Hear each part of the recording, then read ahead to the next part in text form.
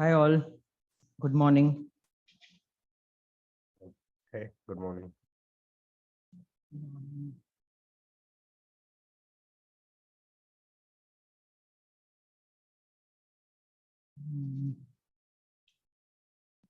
Okay.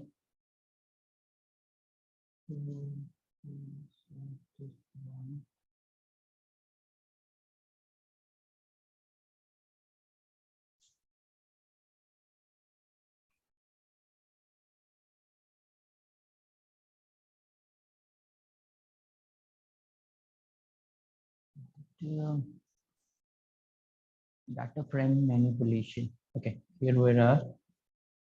Okay, 9 only people are joining. We'll start at 2 to 3 minutes.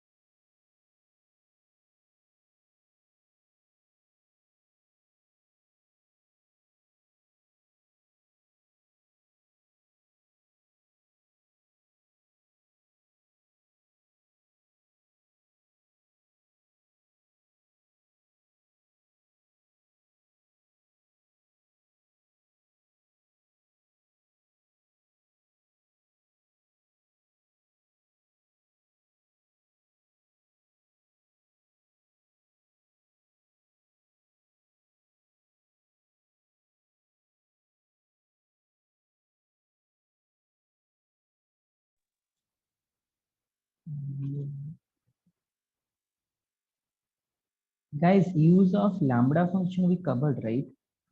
Or we need to, yeah, so we converted the string, renaming columns.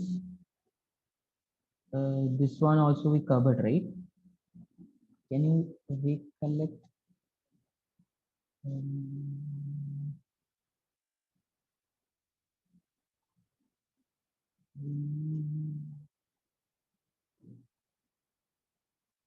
I think we need to start from create new column, right? So guys, any query? I got also some queries from the coordinators, like few people are not able to see the uploaded files. Any issue seeing them in the G drive? No, it's working fine only. So that JSON you teach me now that JSON file that only is not exist in the drive. So Okay. So means the only that part is not there in the IPython notebook. You mean to say? Yes, yes, sir. Yes. Okay. I think okay. I'll update that file again. Maybe that only that part need to be added there. I'll add that after this session. Okay. Got it. Noted. Okay. So from here, renaming columns, you understood, guys? Any query on this? Or this is not yet covered? Understood, sir. Okay. Okay. Okay, we'll start. Okay, guys. So little bit more, then we'll move to pivot table. So here to create a new column from the existing column in pandas data frame. Here we'll see one new method called assign. So what I'll clear this output and I'll show you. So this line is to create a data frame with 3 columns A, B, C. I hope this is clear. And once we created the ABC, let's do one thing. Let's print out. Yes, so this is the data frame. I'll remove print, then it will be visually good. If you see here, this is the data frame ABC, and these are the rows of the columns. Now we need to add a new column by adding two of the details from the existing column. What does that mean? That means I am going to create a new column called D here, and in the D, what I'm going to do, every element from the column A and B is the summation which will result the D column. Now how to achieve that? To achieve this, you have to call a function or method called assign. Okay, df.assign. df.assign will take a data frame. Now, how to know more about this method, guys? Again, like if you need to know about the Documentation. right? So df.assign, if you see here, this is the official pandas documentation, and here more about data frame.assign. Now, can you see what type of parameters it is expecting? Any question? Argument. Yes. So what do we mean by keyword arguments? Have we discussed this, right? We have That the discussed dictionary argument, we Correct, have to give the correct. key value. So key and value pair should be there. So this method expects a pair of arguments. To be like more precise, pair of arguments, no single word arguments. So if what is the pair arguments, you can see there, the column name are keywords. If the values are callable, they are computed on the data frame and assigned to a new column. See here it has, first of all, you see, assign new columns to data frame using assign method. What the action you can perform? Assign new columns to data frame. This is the end result of by calling this method. Returns a new object with all original columns in addition to new ones. Existing columns that are reassigned will be overwritten. That means that, what does that mean? That means if I'll use any new existing column, then the value will be overwritten. But here what I'm doing, here only I'm creating a new column with the help of existing column. And what type of parameter it is? Keyword parameters, right? The column names are keywords. If the values are callable, they are computed on the data frame and assigned to a new column. Okay, here the column name will be your key, right? So here what we are doing, we are creating, this is the key. That means what? This is the column name that we are creating. And this column will be a sum calculation on column A and column B. Can you see how I've called DFA? So this means go to the data frame, select the column A. And this is go to the data frame and select column B and add them up. Now, if I'll do this, what will happen? Right? Can you see here what happened? A new column got created with summation A plus B. 1 plus 4 equal to 5, 2 plus 5 equal to 7, 3 plus 6 equal to 9. Now, suppose I want to create another column called E. How to do that? I just need to change this value. Right? So suppose let me create another column called E, and this will be C plus D. C column plus D column.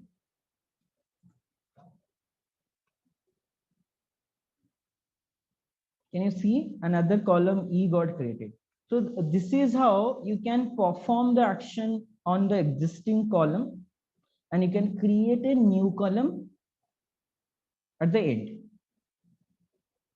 Okay, any query on this? I got some chat also. Oh, good morning, Ashish. I am new to this batch. Okay, so Bamsi, if you are new to this batch, so I would recommend you to please go through the Google Drive link and the recorded session. if you are starting from the scratch.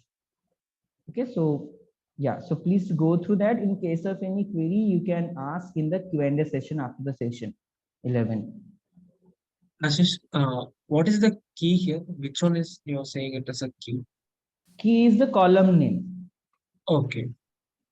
So, okay, let me explain you. So when a key value pair will be passed to the argument, this should be like something equal to something. So the left hand side is the key and the right hand side is the value.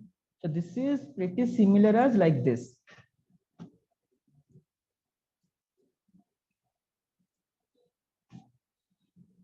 Dictionary. So as in the dictionary, this is key and this is the value. Similarly, this is how you need to pass. So if you want to pass this dictionary as a parameter in the method, then you have to mention like d equal to x. That means d is the key, x is the value. Okay. Now let's go to, okay, I was about to. Sir, one question, sir. Like, if we don't want any summation, like if we want the values to be something else, so will I not be able to create only the column names? So when you say something else, can you give some example? Let's create something and see. Like I don't want any arithmetic operations to be performed. So I just want some values, like any random values to be put for the column. Okay, so that means a default value in the column, the value will be same across all the columns. That's what you're saying. Yes, sir. So for that, okay, let's do that. Suppose F column I'm going to create, right? Okay, F column. Now, what is the value that you need to pass? Can you tell? Like hi, like something like this. Yeah. Yes. Okay, let's see that. What will happen?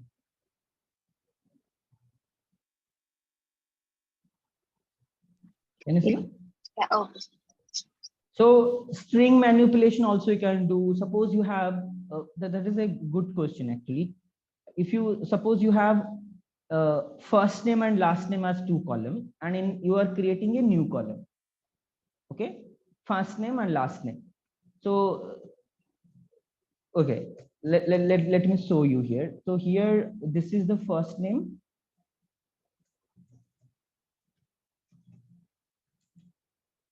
Okay, and let's create another column called EFG, right?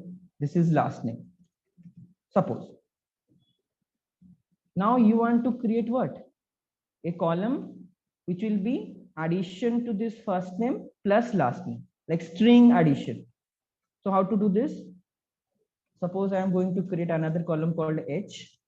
This will be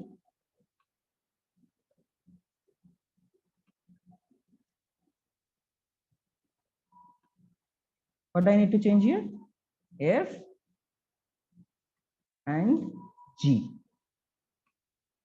Now if we'll do like this, see, suppose this I created just now, F and G column. Suppose it was there initially with some, every row contains a unique first name and last name. And you have to add a first name plus last name, right? You can see here, and here I think one space need to be given.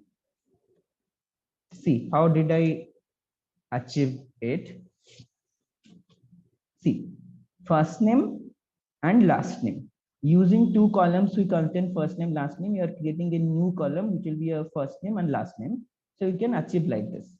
Excuse me, sir, when we give the numbers, it will 0th index, first index and second index, it give separate number will be printed there. When we give only one variable name or somewhat string value, it assign all the rows to the same value. How to change that, sir? So see, this one I created because we don't have any demo data right now which contains first name and last name in the column. So that's why I gave a default value to each row. This is a default value. So consider this part is already with you. You are not creating it.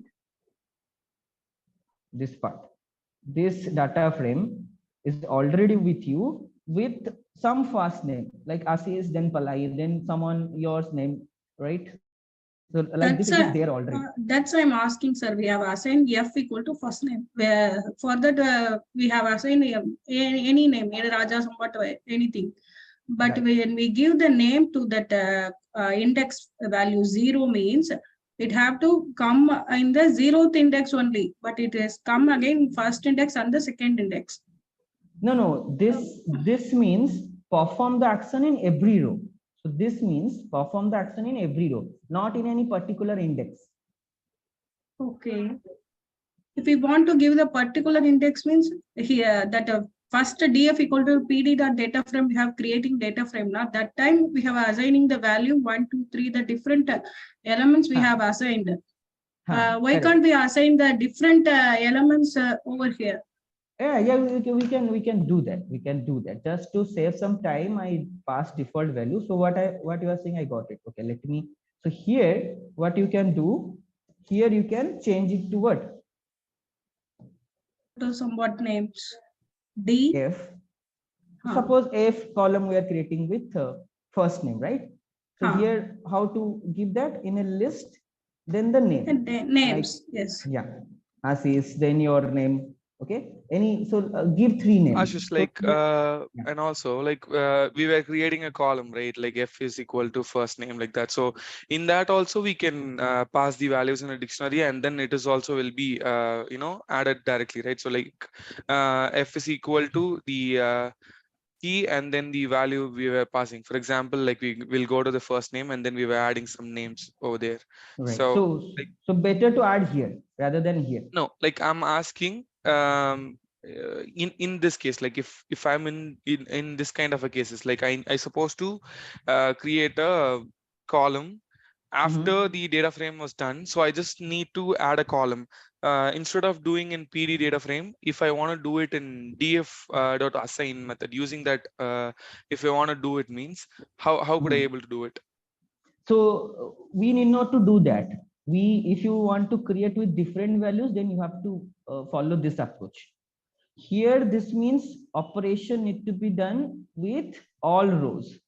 Okay, so assign function is used for the operations which will be performed with the existing rows. Yes. Okay, So, existing columns. Okay. Right. So this is what you will get all the, like, returns a new object with all original columns in addition to new ones. New one. Okay. Okay. Existing columns that are yeah. Okay. So I got your question, guys. So if you want to get different names, so you define here. Give the name, give the column name, then the values of first name and last name. Here, just to show you quickly, I assigned the default name called first name, last name quickly. So that I'll show you that this is the data frame and we are creating a new column called H using F and G column. Okay. Now specific rows and these things also you will be able to do that is this one. So how to remove, add, sort the rows from pandas. Okay. So suppose any specific rows that you guys are highlighted. So now suppose, let's see, this is my new data frame. This is a new data frame I created. Okay. And if you see here, A, B, and C column with 4, 7, and 10. Now, if you see here, I am going to call another method called df.append. So you recollect the list append method we are doing? It will add the element to the last of the list. Can you recollect that? Same thing. Same thing is happening here, but here you are adding a row or another data frame to the existing data frame. Okay, so let me assign this df again, or it will be the old one. So this is my df. So here what I'm going to do, I am going to add this new data frame, or you can say this new row. Okay, and I'm going to append using df.append. And df.append will take how many elements? So many parameters. If you'll go to the documentation, you will get to know. But here the first parameter is the data that you are going to append to the existing data frame. And here I am going to append the new data frame.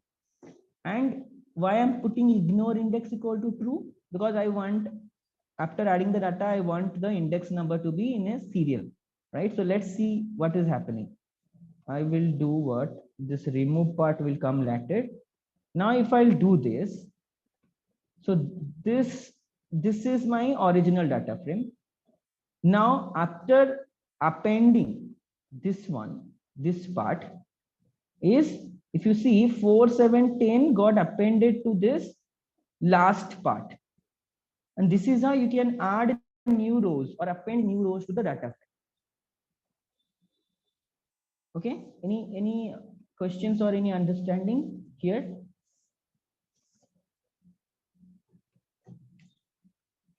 So data frame dot append, again the official documentation will tell you about the parameters you can use.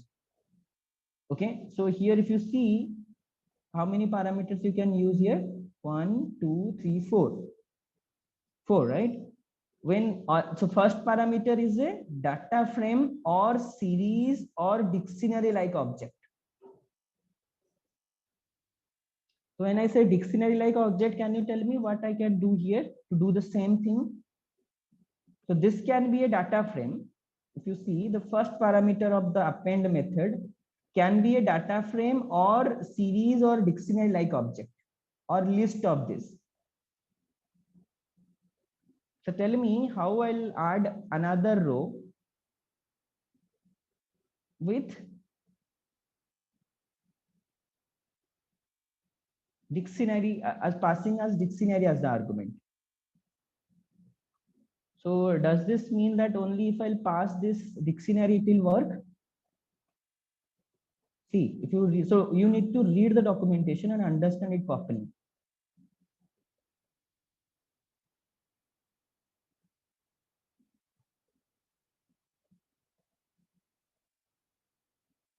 Are you getting what I'm saying? Yeah, even with the list also we can pass it like. So the list of dictionaries, that means multiple rows, suppose that you want. So this is one row, right?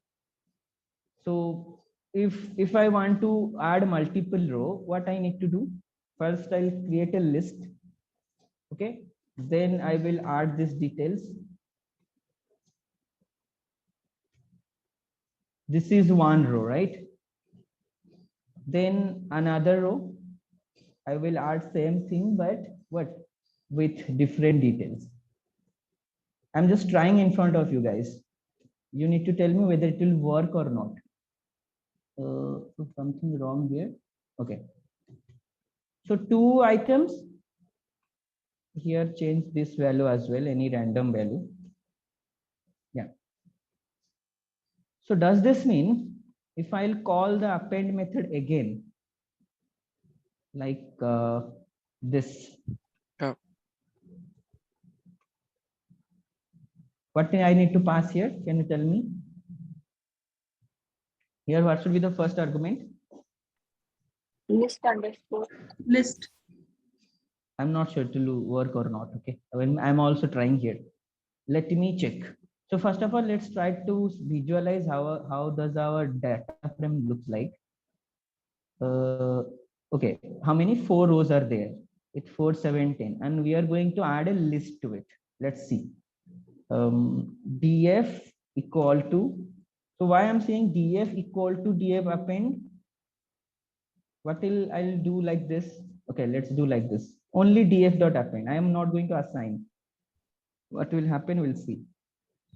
So here, right, this one, right?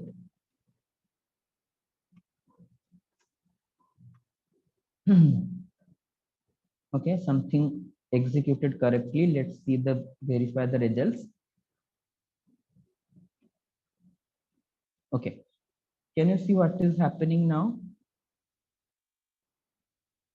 Yeah, it is appending as a list, like as we given there. Okay, so when we pass the list, we are not supposed to pass with what? A list of elements. Let's see. So let me rerun it again because the data frame got changed. So this is my original data frame and this is my list. This is my data frame. And if I run the last line, okay, now making sense. So we added 2 more lines with this. So like this, you can add multiple lines with append method. And here, if I'll change it to false, I know what will happen. You guys know, right? What will happen? Okay, so ignore index. If true, the resulting access will be labeled as 0, 1, and n minus 1. Okay. Okay, so like this, you can append a row. Any question on this? Okay. Now Ashish, how and to also yeah. like Hmm. the data frame that we are using is df, not new df, right? No, new df just to add a single row. So the question is, or how you can understand this, either you can add a row as a data frame like this, or you can create a list like this with number of rows that you want to append, and you can pass it or append to the whole list. Okay, so Append the you're whole list.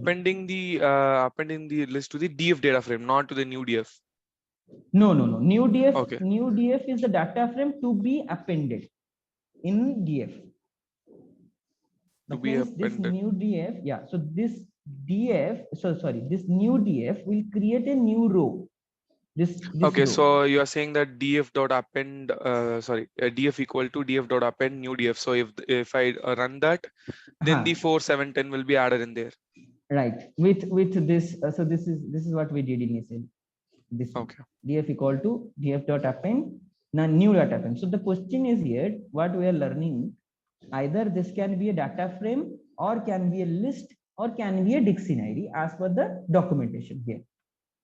So if you see the first parameter, it either can be a data frame or a series or dictionary like object or list of this.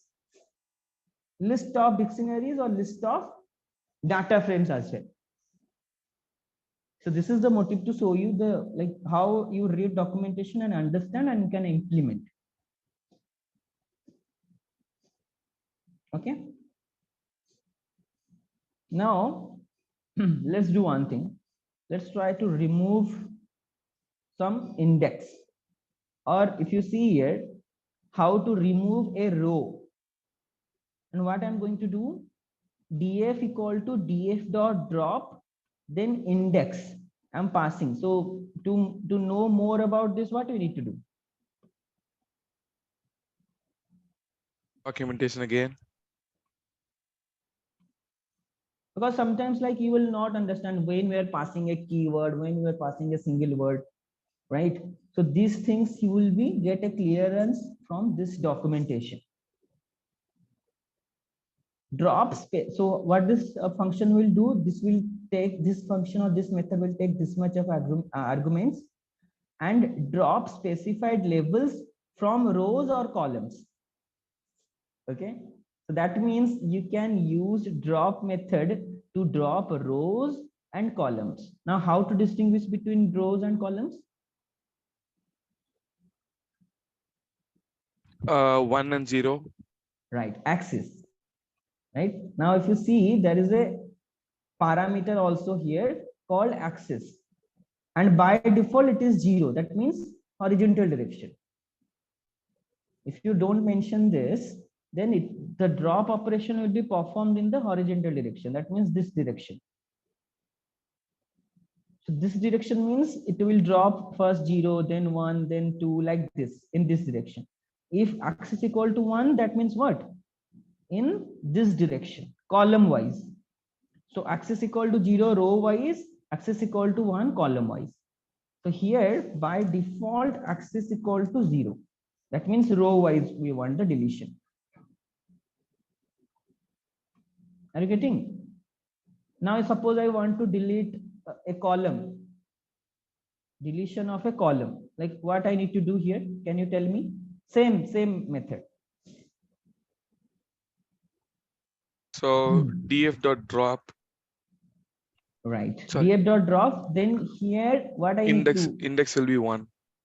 Sorry, index, like we have to delete the column, right? Column, correct. Yeah, just think about it. Okay, index. So this means what? This is my original DF. So many DFs got Okay, we printed can out. give we can give Axis equal to 0 1. is to 1, like that. Like we Access can equal use to that. 1. Okay, that is one good observation here. Remove row from the data frame. Hold on, what happened? Some key error happened. Not found in the access. Okay, we'll see, because it got deleted, right? So that's why it's not able to find again. So to do this, let's do one thing. Let's create the data frame again. Now this has the index. Okay, so now this is my data frame. Okay, let's do with this. This is my data frame, and I dropped. This is my original data frame. I dropped in the second data frame, I dropped what? So to visualize this, what I'm going to do, guys, for better visualization, sorry, this one into 50.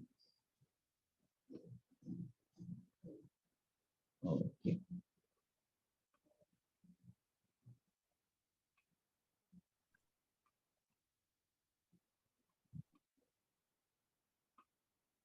Now can you see? So this part is the original DF. Here in the axis 0, that means row wise we deleted index equal to 0. Now what I need to do, if I need to drop the column. Okay, so we need to change the axis to 1, and then we can use the slicing kind of stuff, if I'm not wrong. 0 is to 1, like that in the index. Okay. So you have to mention the column name here. So if you see here, and the quickest way to do this is to go the examples here, right? You see how a column is being dropped here. So initially so when we delete the rows, we have to pass the index information, right? Index equal to this, right? But if you see here, if you want to delete so when we are deleting the rows, we are passing the index information here, right?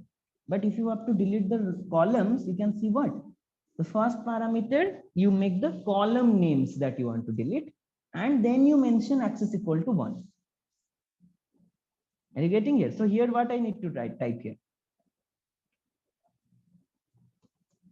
Here like this, I have to mention the columns.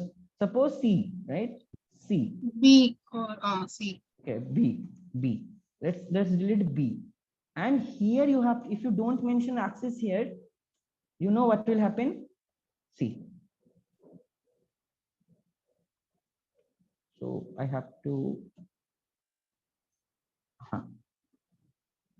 see. If I did not mention the axis here, B not found in axis. That means which axis it is looking for?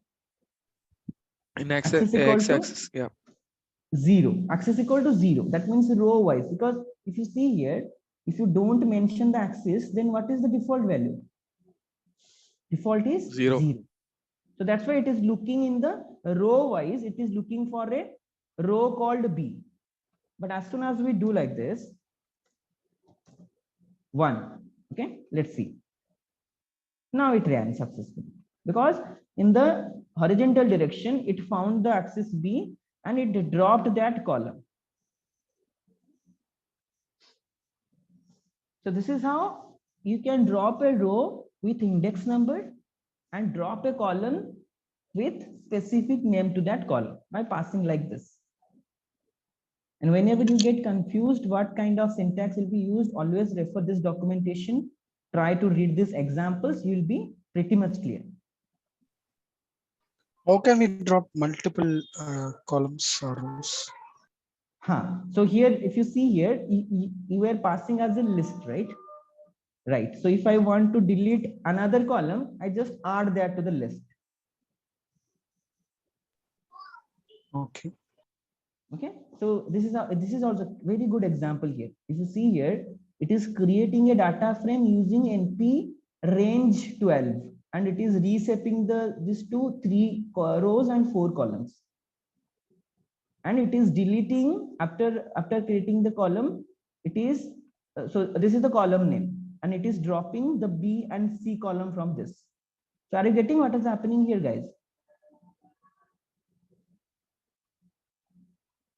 What does this mean?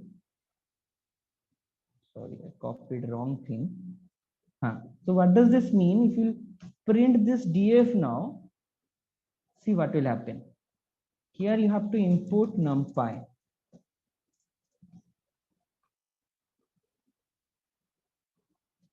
Can you see how the data frame got created?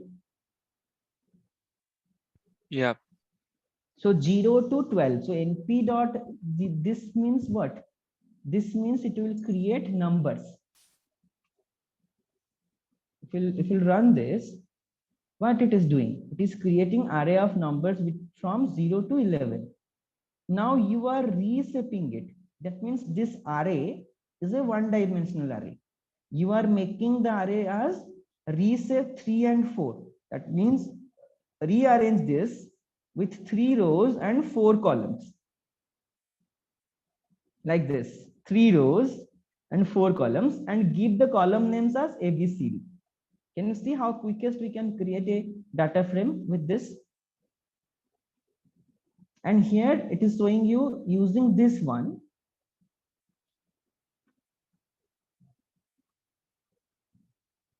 df dot drop. Now if I'll do this, now can you tell me my data got deleted, B and C column got deleted from the original data frame? Is that true? Yes. So if I'll print the data frame, it should not be there, right? But can you see it is still there? Can you know why this is happening? You got my question, right? Yeah, yeah. Like You dropped it. we haven't stored that deleted. Correct. So you have to assign this to the data frame, because do this modification. After the modification, assign to this data frame, original data frame. Yeah. Now if we'll run this, now if we'll print the data frame, now this will be something different. This is also one confusing part. So what happened? People run this code and they thought like the data got deleted from the original data frame, right? But you have to assign this to the original data frame, then only it will be stored. Any question on this drop thing? Easy, right? Okay. Now, I told you about NaN values. What is the full form of NaN? Not a number. Right. Not a number. That means null value, blank value, missing value. So you can say as missing value. So when you are going to do the data pre-processing, the first step you have to deal with this NaN values, because in real life scenario, you won't be able to get all the data. Okay, so sometimes the data are missing. So you have to take care of those missing value first before taking any action or doing any analysis. Okay, so I repeat that point, Ashish, please. Yes. So in real life, how we are creating the data so easily here and looks very good to us. In real life, this is not the case. Here, either some rows or some column or few of the indexes data will be missing, like null values. And instead of that, it will be NaN values. So in Python, in pandas, whenever you see null values means NaN values. So suppose instead of this 7, there is a NaN value. Okay, so when I say NaN value, so those values need to be taken care first in your data set to go to the next step, like data analysis or model training and everything. So dealing with missing values or NaN values is the first step of data pre-processing. That means first of all, you have to check if you have given some banking details or transactions. First, your job is to check how many NaN values or missing values are there in your data set. If you have 80% of NaN value, then there is no point to train a model because values are missing. Now suppose this column contain one element as 3 raised 2 element as nan value. That means how many percentage of nan value contained by this column? Almost like 60, more than 60%. So if a column contain more than 60 to 70% of missing values, then what is the benefit of keeping that column? That is not going to add any value to for you, right? Like suppose 80% data are missing in a particular column. So two things you need to do at that scenario. First, either you should delete that whole column so that get rid of the missing values, or you replace those nan value with some average value. Now suppose this column contain one nan value. So what I'm going to do, instead of deleting that whole column, I'll replace the empty value with some specific value which is commonly occurring. Now take the average of these two numbers, 3, 7, 10, 5. So instead of deleting this whole column, you replace the nan value with the average number from that column, so that the nan value you are not going to encounter, because the nan value the model is not going to process. You have to take care of this nan value. Either you delete it or replace this with something. That something is also depends on you as a data scientist. You have to do the research. What that something you want to replace, whether with the average value of that column or the most occurring value of that column. So instead of deleting, replace this with something. Now could I explain this thing? Yeah, Ashish, like let me ask one question. Like, if we want to find a not a number value, like how do we do that? Because like we can see that like we gonna fill it and all those. So how do we find like we were encountering and not a number value? Okay, for that also in data frame you have some methods to find. Okay, but I don't have any nan value data right now, but that is I think that method is something called df.na something. Just a minute. Runtime scenario if you face this issue. So okay, let's do one thing. Let's create a scenario and make you understand rather than going like this. Okay, because this part you have currently in your one session. You need not to worry about it, guys. You have a whole dedicated session to do this thing. I'll show you where you will get the session. Let me show you. In your which session 7-9 MongoDB is after this, probability statistics. So this is actually a bit advanced topic once you proceed with the course. See, in module 12 session 23, okay, you have the whole session dedicated to how to handle this missing data. There you will get a proper understanding. Okay, and if you see here, techniques to impute missing values. So these missing values are nothing but these nan values in your data set. How to handle those missing values, okay? How to impute missing values, like means replace these missing values with something. How to encode the data. Okay, you have a whole session dedicated to this. So let's not go to that. Okay, just let's try to understand. You have some missing values that you need to replace. Okay, this is just a code for that. And to do this, if you see here, what I am doing here, I don't have any nan value. And if I have any nan value, so why I have not any nan value actually?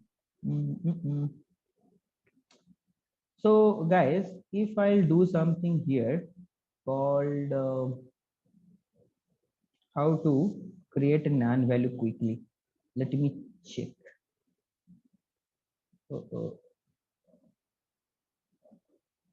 Okay, let's delete this index. Can you tell me how to delete this 11 from the data set? Index if I'll give index equal to 2, then what will happen? The whole X row deleted. Can you think of this? How to create a nan value? We can specify the column. and the index. Oh, okay. Or we can add. Okay, one quick exercise, guys. Tell me how to quickly add one row to this data frame. df dot append. Yeah. Right. So this is my data frame, and df equal to df dot append. Okay. Then here the data frame, right? Just yeah. PD. I'm directly calling the data frame here. Okay. Here what I need to add in the data frame. We'll just add a column E. No, I'm adding a row here, not column. I'm asking about a row, or you can add a column also. So suppose a value, what I'm going to give 9, right? Now if I'll do like this, what will happen? Let's see.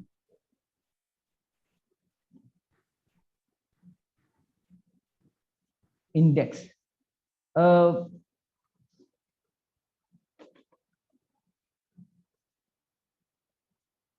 Access equal to 0. Guys, tell me quickly how will I append something which will create a non-value.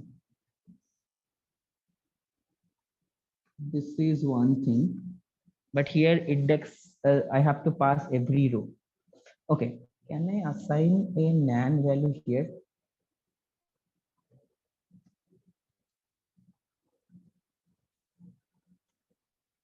I think nan I need to call numpy.nan. Okay, guys, so let's do one thing. Let's not spend time here. Let me think with a good example and show to you instead of doing like this. Let's not do that. Okay, let's not waste time here. Let's understand our thing first. Okay, I'll give you one example. I'll create one good example for you. So here, if you see what you need to do, you just need to call the fillNam method. Okay, fillNam method. So this fillNam is what? This na is for nan. Okay, that means it means check for these columns, and when you have some nan values, you call fillNam. Excuse me, sir. Yesterday that we have conquered and merged the data frames, 2 different data frames. That time we have the null value set in the null values in the data frame, sir. That file is having null values. No, I am getting your point. So quickly, I want to create some null values. Okay, I got your point. What is that file name? Can you refer that file quickly and tell me how we created the null values? Here also, let me think just a minute. Append. Okay, guys, I got it. My brain also needs some exercise here. So here I'm going to create another column. How to create another? Oh, okay, this is a good exercise. Now, can you tell me how can I create another column without using assign function? Let me tell you. Okay, this method. Okay, good thing. Okay, so this is my df. I'm going to create another column called E, and here I'm going to assign what? Some values. Okay, and can I assign any values? Import numpy. Give me 2 minutes, guys. Let me try for 2 minutes. Let me see if I can create the null values for you or not.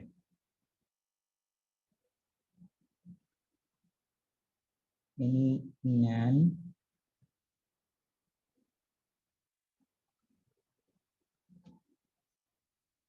Wow. Okay, now, right. Okay, so it was quickest, but sometimes, the mind needs to work properly. Okay, now can you see what happened? I created another column with nan values. So you can generate nan value using numpy. Okay, that is numpy into nan. You can see here what I created a column with some nan values. This is making sense, right? Yeah, And this but is how also you can, yeah. Ashish, like but in a real time scenario, like when we were into a curating data, like the nan value will not be in one column. It will be randomized. Like it Random. can be in A column, it can be in C column. Correct. Random, Okay. anywhere random. Mhm. And if you'll use this one, fill na, it will fill all the word, it will find nan, where it will find nan word, it will replace the value. For example, Okay. if you see here, what is the column? E, right? So Yep. df, then this is E, right? Yeah. And what I'm going to replace this nan value with apple or any number also you can give. Okay, now if you'll see this, what will happen? Apple. Apple, but this is stored inside what? Here you have to call this with df.fill now. Okay, and this data frame got changed actually.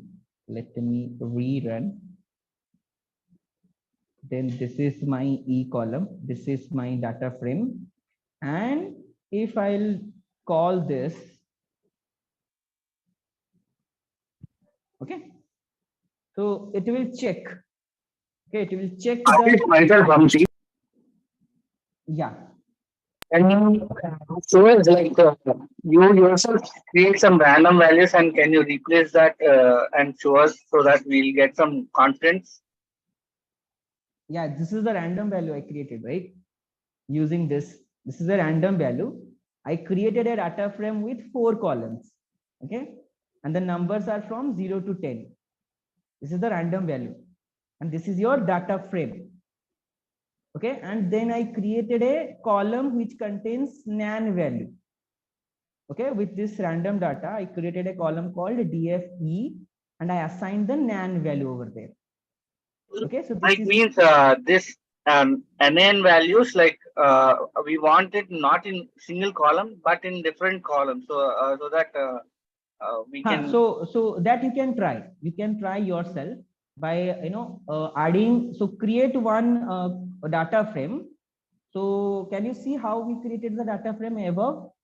Like this. Here in place of B, you can add what? np dot nan. So what does this mean? That means, okay, let's do that then. If you are requesting like that, okay. So let's create a data frame with what? How many? This one.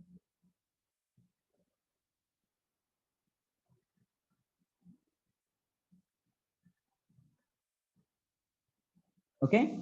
Here, just a minute. Import NumPy as np, and here, and like we were importing it as a np, like do nickname. I have? Okay, so it should not be in as a np, like we can assign another names, or it is a predefined one? Yes, correct. No, not predefined, just a nickname. So you can give your, like I can give Asif also here. But here whenever I call NumPy, I have to call Asif. Okay. Sure. Okay, so here, okay guys, quickly now it will print this data frame. What will happen? This is what you are looking for, right? Yes, sir. Right. Now, if I will call df field now, what will happen? This value will be changed to apple. Or if you will pass this any number, suppose you found average data in the whole data set is 7 or 8. So you replace this value. You are going to cover this extensively in that session. How to impute the values. What is the methodology to use this? Okay, now if you see, if I call this method, it will impute all the nan values with 8.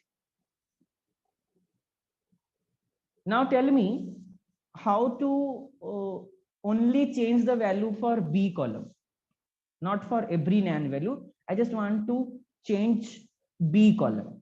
What I'll do? We can give it in a df.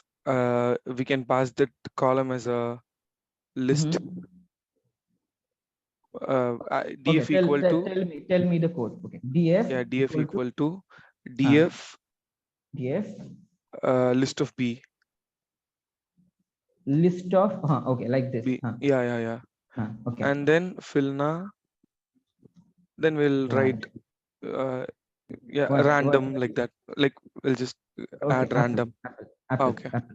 Apple. So now what will happen after running this code? Please think for another moment. So this is going to be stored as the original data frame. Are you getting what will happen here? Yeah. So this whole value, now my df is this. Okay, if I'll do like this, then my df will change to only d column. Okay, let's do that and see. If I'll print this, can you see what is happening here? The data frame got changed only for B column. Now the original data frame is gone. You have only B column. Now to do this, what you need to do, you just need to call the B here. For that column, you change. So again, I'll run this. This is my nan value. Okay, and in the B column, I am changing the nan value to apple. Okay, and again, I will print. So can you see? Nothing got changed, only apart from this B column. Similarly, if you want to perform this action any other columns, you can mention that column and use the filna method. So that's why pandas is a very good thing to do some analysis modification in your data, quickest also. That's why used by lots of developers or analysts, you can say. Okay, any query on this nan value? How did you exactly get it that place, NAND value? Like you have mentioned Apple at the B column at the second row, right? So how did you mention it here? Like in B column? So what I'm saying, go to the data frame, find the B column, okay, and assign the values to particularly B column. What values you are going to assign? Find the nan values in that column and replace those nan value with apple. Okay. We are replacing that NAND value with that value. Yeah. And why we are doing this? Because this nan values won't be, so guys, like ultimately our aim is to build a model, right? Machine learning model. And machine learning model doesn't understand this nan value or missing value concept. So that's why it is a pre-processing step. Okay, so this nan value you have to take care before you pass to any model. And specifically, if this is a categorical data, you can mention any category, or it is numerical data, then you can mention any number, or suppose 1000. If you'll mention 1000 here, then you can see in the B column 1000 got created, like 1000 numbers got imputed in place of nan. Now this B column is now ready to be passed to any kind of model, because this doesn't contain any null values or nan value. It contains the numerical value, and it is now ready for your model. And similarly, we have another method called replace, guys. Replace. So replace means it will replace the existing value with the value that you want. So if you see replace values, replace value is, so suppose this is your data frame. Okay, and let me print your data frame. Let me cover this part. If you print your data frame, what will happen? This is my original data frame. Now what I need to do, I am going to call the replace method, and whenever you found a 2, change it to high.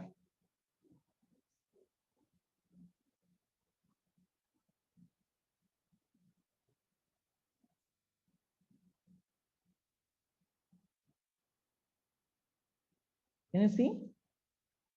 This is like, Control F, then that change to all. Yeah, replace. Replace. So find a 2 inside. Now, if you are particularly talking about a column, how you are going to do like this? Suppose in the B column, I want to replace 7 and 8 with hello. right? So if I'll run this code and see my data frame, what happened? Now in the B column, this value got changed to hello in place of 7 and 8. So you can change multiple values also. Okay, so this is all about the data manipulation, data frame manipulation. Okay, and it is going to help you a lot. I hope this is going to help you a lot. Try to implement in your work environment, guys, and try to started working on it. So this will be you need to use to the syntax. That's all. Like almost like 1 and 2 week, if you start using, then I think this will be very easy for you to grasp. Okay. Now, the first concept we didn't cover that day is the pivot table because of the time constraint, right? So to know about pivot table, so those who are already working with Excel, they know pivot table, right? So why we use pivot table? What is the purpose? To easily know the values, like values in numbers. For example, Representation of yeah. data. Correct. So basically, as per our preference or as per our need, we need the tables, right? Suppose we have a larger piece of Excel file and we want to know the product wise detail or the region wise detail, or if you want to know how much total sale this region performed. So as per our requirement, we can create another table which will contain all the required columns that we need. Okay, and that also possible with pandas. That's why it is very widely used among data analysts, data scientists, and everyone. What happened? It is getting reconnected. Okay, now if you go to this file in the I have already uploaded the notes for today. This is the official website to understand pivot table. Let's go into it. Okay, let's try to understand what is inside that. So always make a habit to read this documentation, because this is how you'll get yourself updated with the recent knowledge. So if you see, pandas have a pivot table method, and in that pivot table you can pass all these parameters as per your requirement. Now what is the first parameter? First parameter is the data that you want to do the pivot table on. Now this data can be a data frame. So can you see, I am not able to give any other data apart from data frame. And why so? Because of this official documentation is telling me, if you want to create a pivot table, you have to give the data frame as first argument.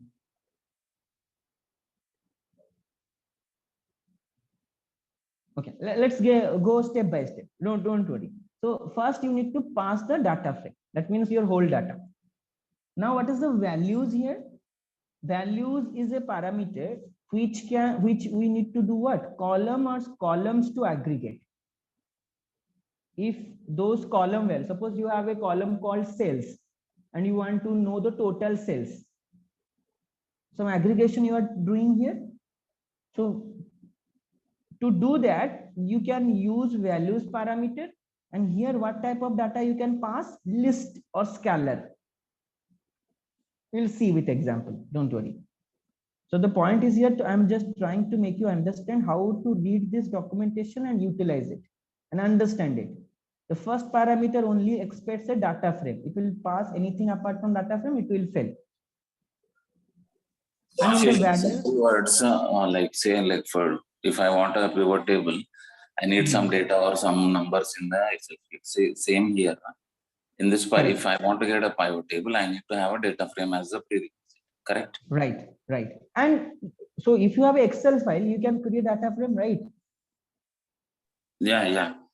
You need not to worry about that. You just read the Excel file. If you recollect our session, read CSV, read Excel.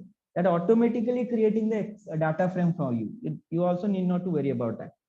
Just import. Okay. You just import the Excel file in your system.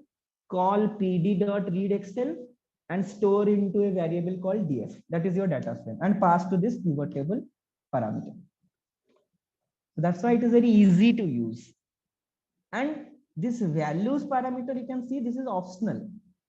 It's not necessary that you have to give it. So whenever you see that is optional, that means you need not to give that value.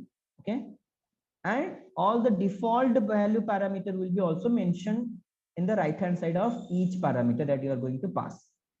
Okay, let's see few of the important parameter to construct a pivot table. So this index, this value is gone. This value is the columns to aggregate. Now what is index?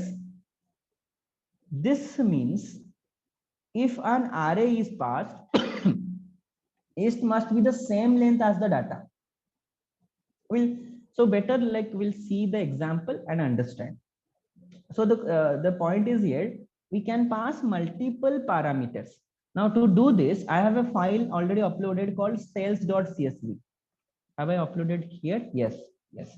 So now this is my sales.csv. So you are going to import a CSV file or Excel file also. For Excel file, this will be just read Excel. Okay, and if you see, already the data frame got created for me like this. Now this sales.csv file, I'll tell you about this data. This contains 4 columns: region wise, product wise, sales and profit of a business. So this is a region wise: east, north, south, west. Okay, product. How many product we have? A, B. We get A, B, C. 3 types of product. And this is the sales per region, and this is the profit per product per region. This is my original data. Suppose this data is there in a Excel or CSV file. Now you import it into the system. Now I have commented few lines of here. Why I have done that? Because I need to show you. Now suppose your working environment contains a CSV file which contains millions of thousands of data, right? So there it is not possible or not feasible to see all the results at a time. So what you are going to see, the use dot head. What it will do, guys? df dot head. 5 will be shown. Right. So first 5, just to visualize how your data frame looks like, you can use df dot head instead of showing all the results. Now, can you remember what df dot info will do? So df.info will tell about the data you are created the data frame. It is going to tell about the data, the whole data. What is the column you have? Now suppose you have 100 of columns. Here we have a small set of data, right? 100 of columns. So here columns will be listed out. Now can you quickly tell me how to access the columns? Suppose you have 100 of columns and I want to know what is my columns. How to access the columns quickly? With one liner. df dot columns. Right. Only if you'll just do this, you'll get 4 columns. So in this way, you can know what are columns are also there in the quickest way. Okay, and df.info will provide all the information with this. Okay, how many not null count? That means this means nan count. That means this is not non count. You can say non-null count. That means no data is empty. So these small pieces, guys, will let you know what type of data you have, how many missing values you have, okay, how many rows you have, and each column what type of data.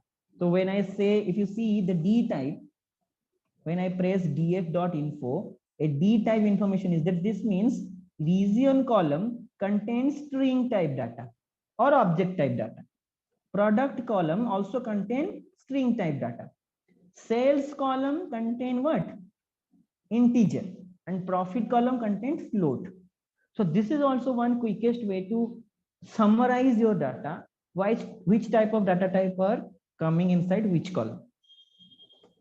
Okay, this is df.info. Now df.shape means number of rows and columns.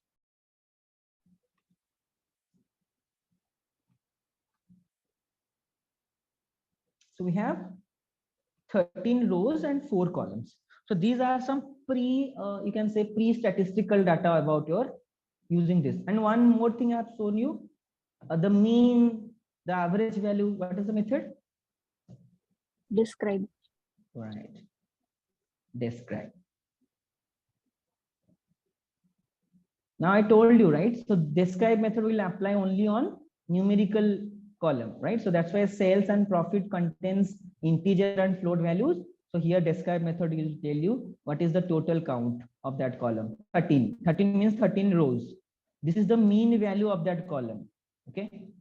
This is the standard deviation of that column. This is the minimum value of that column. Okay. IQ or range.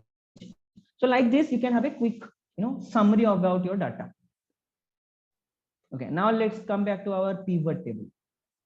Now, what we're trying to create a pivot table. We gave a name or variable name called pivot table. We are calling the function called df.pivot table. Here, if you see, what is the first index? First thing to be passed, data. And what we passed here? Can you see where we have passed the data here as a first parameter? df dot was there. Right, right. So here, this is also one other way to call this method without passing the data, guys. So you might be thinking, as the official documentation is saying, the first parameter should be a data frame. So you can do that. You can do that. But when I call df.pivot table, that means automatically it is taking the data frame and constructing a pivot table on this data frame. I need not to pass the data frame here explicitly. Like this. So if we'll do like this, and if we'll do like this is same thing. Now you want to verify whether this is the same or not. How to verify?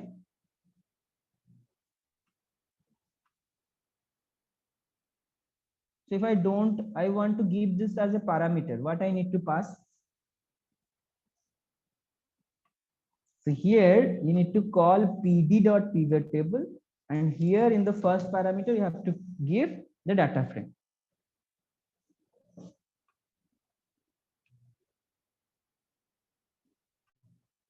Are you getting what I'm saying, guys? Here we'll talk about the parameters. Just telling you, you can achieve same result by doing both pd.pivot table, then pass the data frame as an argument, or you can directly call. So when we say pd, that means we're calling pandas, right? Here also when we are calling df, that also means like pandas, but call the method on this data frame without explicitly passing this as a parameter. Same thing. Can you see the difference here? This line and this line. Same thing. But here we are passing the df as a parameter as per our documentation. Right, guys? But here we are, battery is low. Yeah. So any query to understand this? How this pd.pivot table and df.pivot table got called?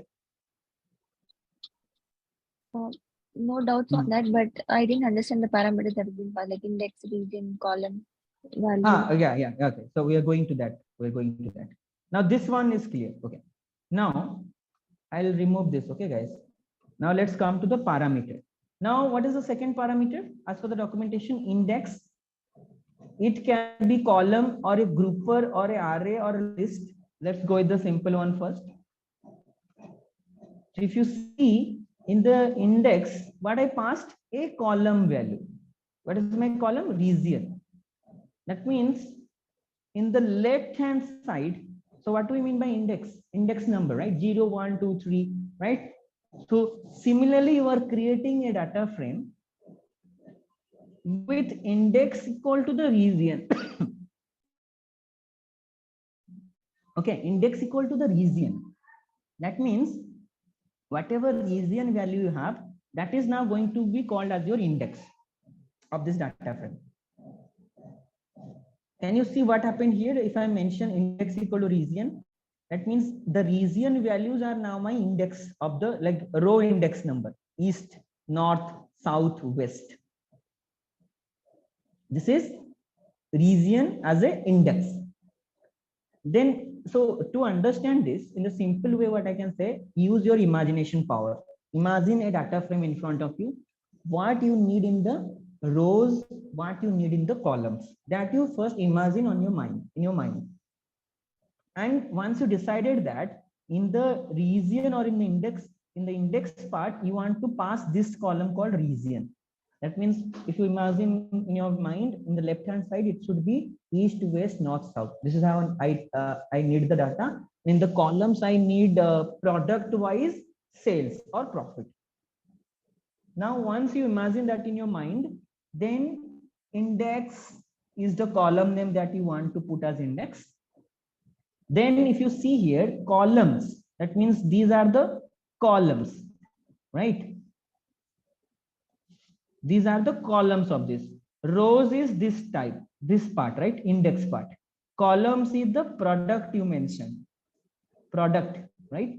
So if I means columns is product, that means every product, that is product A, product B, product C, is my columns now. Are you getting how we are constructing the rows and columns here? So this region is creating index, the columns is creating the product A, B, and C. And the values that you want of these columns, if you go to the documentation, what is the values? That means we're like, this is a list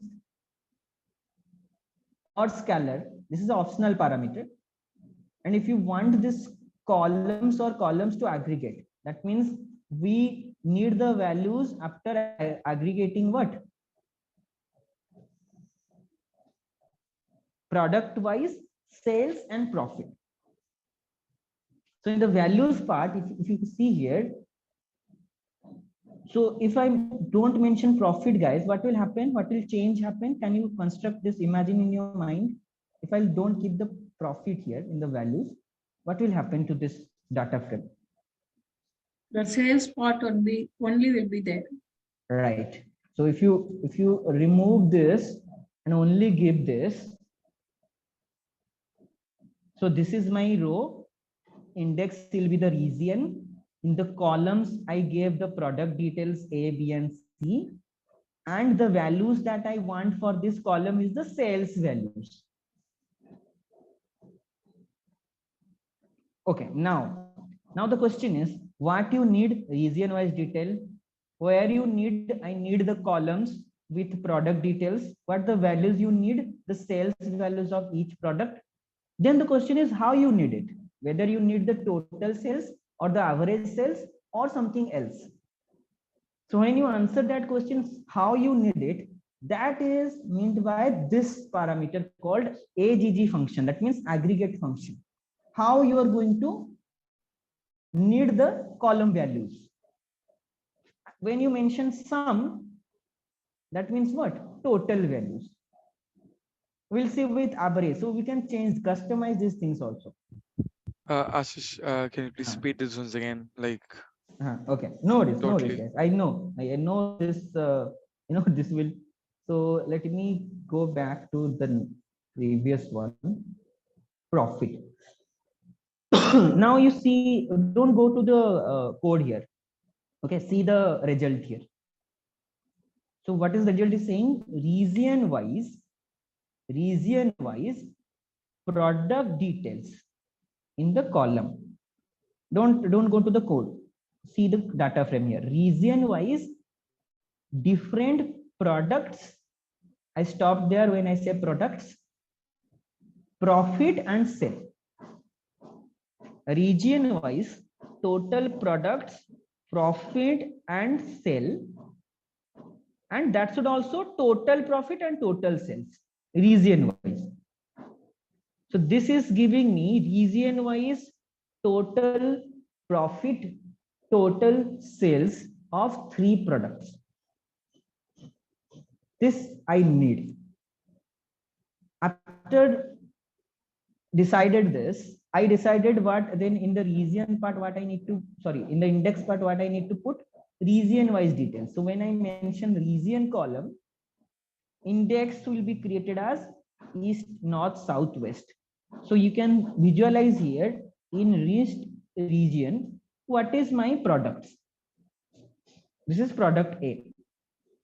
In the east region, total profit of product A, this part. In this east region, total profit of product B. Now this product A and product B are situated where in your data frame? In the columns, right? So as per your need, you need. Ashish, can you show us the data frame ones? Okay. So to visualize this quickly, let me here. Yeah, DF. Okay, but this will print everything. What I'll do, I'll print what? First eight. Okay. So this will print 8. Okay, now you see. Now you try to see how this is being constructed.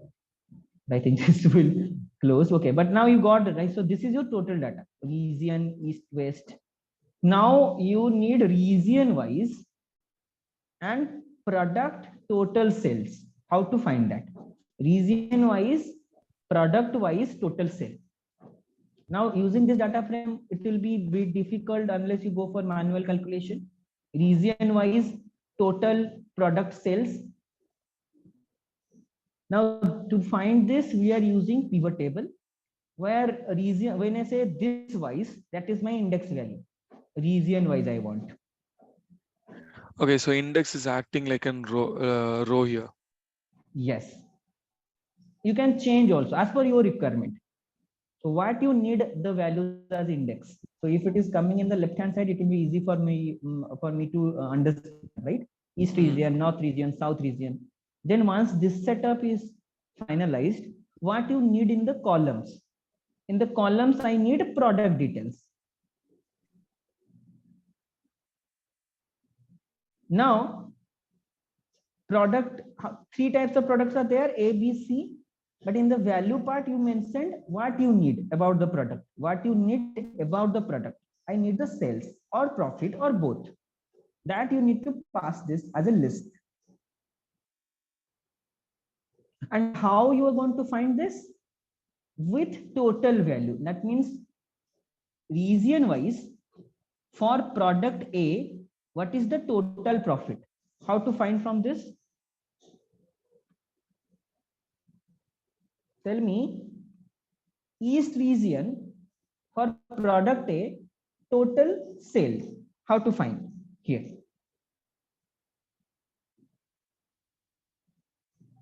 I think this is only one value.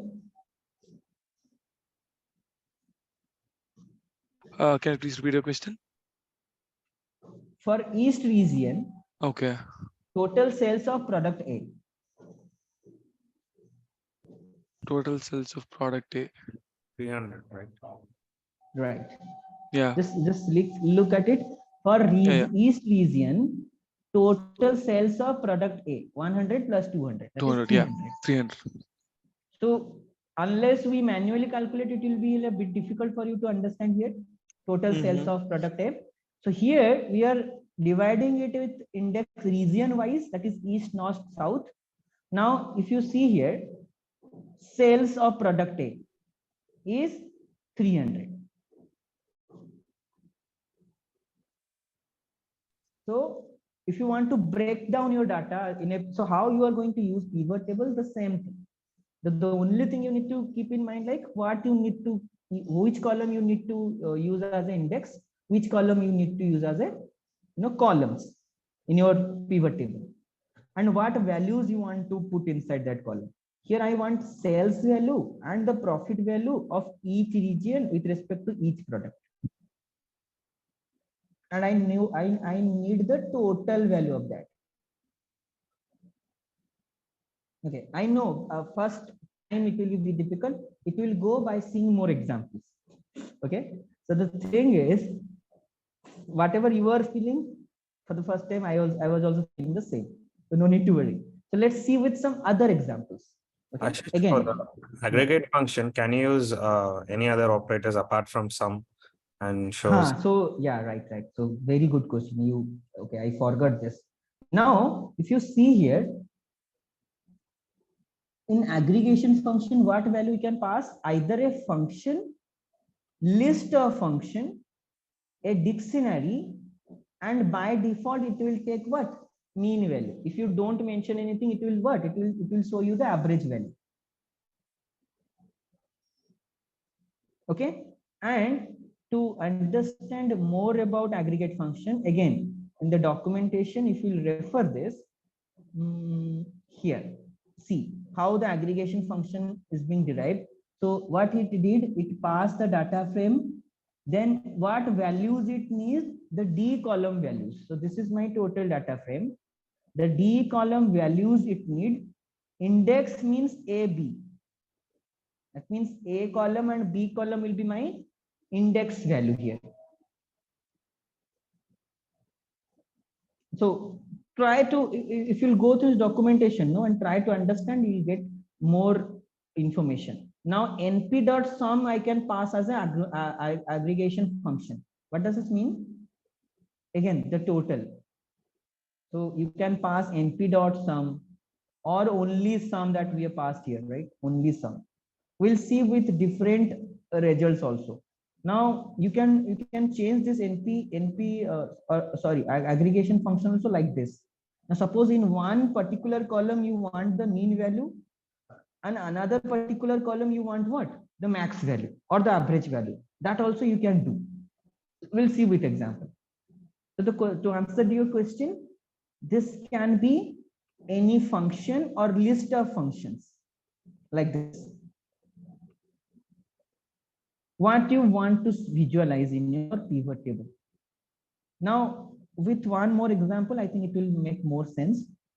So here, can you see what I'm doing here? Can you see what changes I did?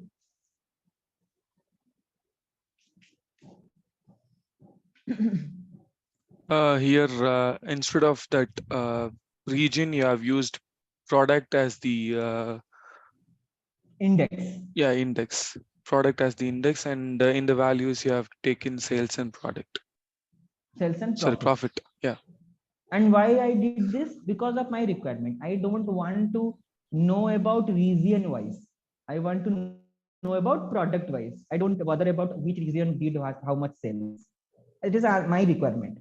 So as per your requirement, you have to construct the table using index and values and columns. Now, if you see here, I didn't use two parameters here. Which two parameters? One is your column and another is region. So how many I have used here? Index, column, value, and aggregation function. How many I have used here? Index, value, and aggregation function. One I have not used, that is columns.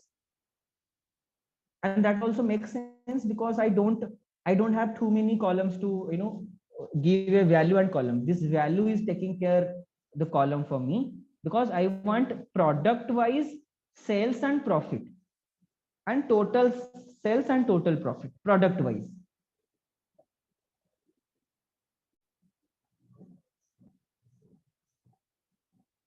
Now see what happened in the index part. What we got now? Now instead of region, we are getting the product. So I can say for product A, I have total profit as 90, total sales as 900 for product A. And you can also verify from your original data here for product A, irrespective of the region. So 300, 200, 500, 300, 800, it is 100, 900. So total sales is 900. Right here, total sales is 900. So the point is here, as per your requirement, you can try to construct the pivot table. What you need in the left hand side or the index part, what you need in the column part. Just 3-4 parameters, guys, right? Index, column, values, and aggregated function. These are 3 key parameters. Rest, anything that you need to modify, you can refer this parameters. Okay, suppose field value. Suppose you have some missing values in your pivot table. So those missing values also you can replace with field value parameter. Same as df.field now, right?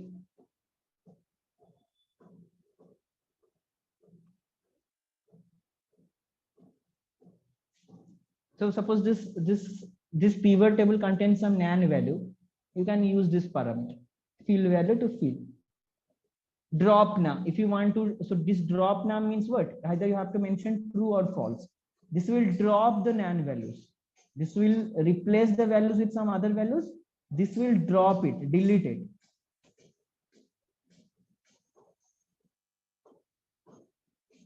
Okay, like this you can, customize your pivot table, or you can play. So the 4 main parameters you have to understand here, that is index, column, values, and aggregation function. One more example I want to show you with this.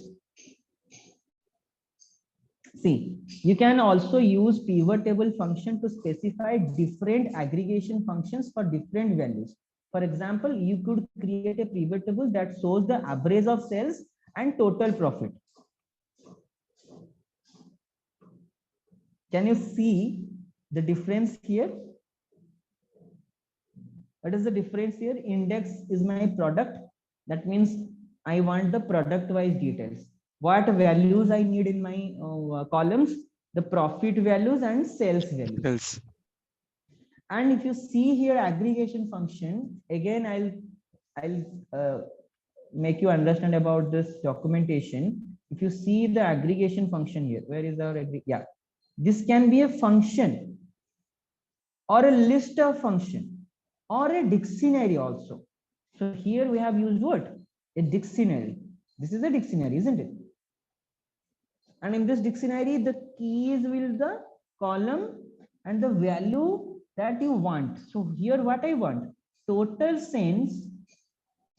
So what I want actually, my ultimate aim, product wise, total sales, but average profit. What is the average profit and total sales of each product? And you can see here I'm passing the values as sum and mean. So mean means what? Average.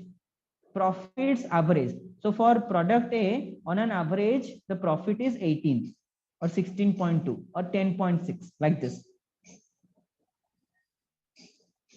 And the total sales. So if I want the sales average also, here what I need to change? Mean.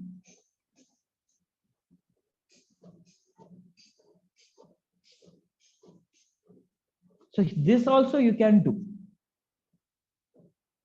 by passing a dictionary. Are you getting it? Can you explain it again? Okay, this part, right? This part. Okay. So the parameters we are passing in the pivot table. Okay, there is a parameter called aggregation function. Now this aggregation function can take different types of data. What type of data I'm noting? Different types of data. Either it can be a function or list of function. If you see here, function means what? Max, mean. For example, here, this is an example of a function, np.sum function. Okay, we can pass function. What else we can pass? List of function. What is the example of this? If you go to the example below, this is why reading documentation and understanding it is a fun actually. If you see here, see here, for the DE column, I am passing the aggregation function is a list of function, mean function, max function, then average function. Okay, this is also one type. What else you can pass? Dictionary, which in this case our example. What is this? This one. So you can pass a dictionary also in this parameter. In the dictionary, the key will contain the column name and how you want the data. Whether you want the total data. Okay. Either you get the whole total sales or the average sales. What you need to mention? Where you need to mention? the value part of this dictionary. The key part will be what? The columns, and the value part, which type of data you need inside that column. Like suppose in the sales column, I need total sales. So what I need to mention here? Sum.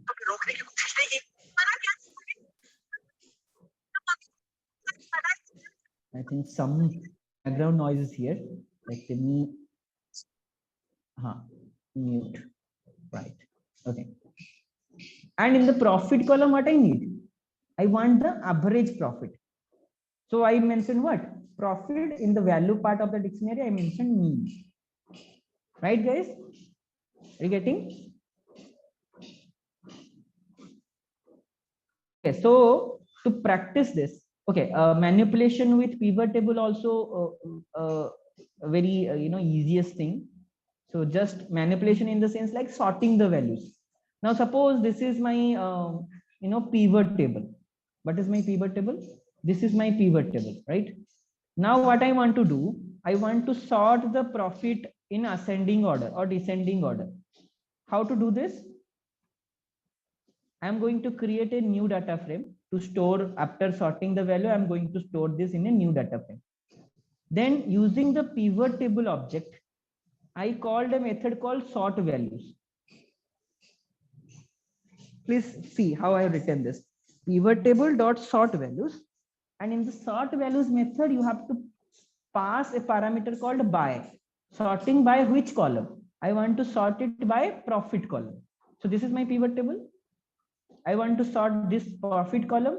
So that's why this will be mentioned in the by parameter, by profit. Now, how you want ascending or descending? If you want ascending, then make it true. If you want descending, make it false. Now, this in place is actually a tweak here.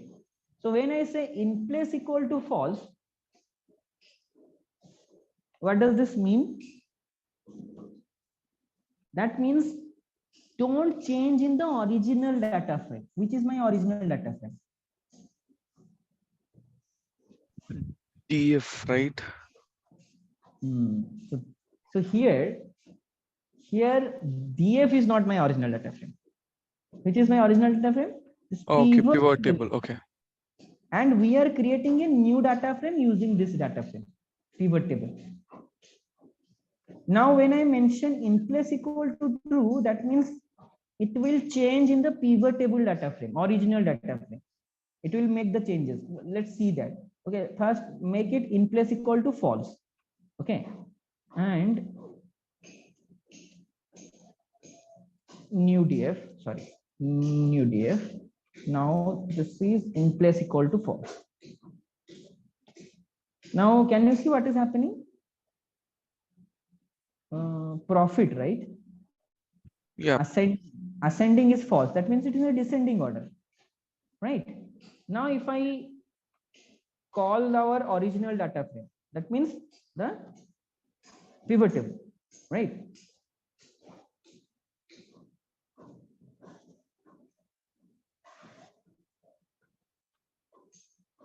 Now,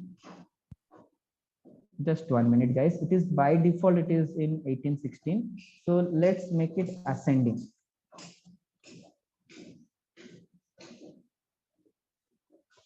That means 10, 16, 18 is ascending. And if we'll call the pivot table, this is still in the same situation. Are you getting what I'm saying here? But as soon as I make in place equal to true, see what will happen. The new data frame got created. Okay. And if you call this pivot table, now this got changed in the pivot table. And because this is originally in the descending order, we created a new data frame. Why it got changed in the pivot table original data frame? Because of this parameter. So if you want to change something in your original data frame, then in place equal to true. If you don't change something in the order you don't need to change, then you use in place equal to false. Did you get the difference here?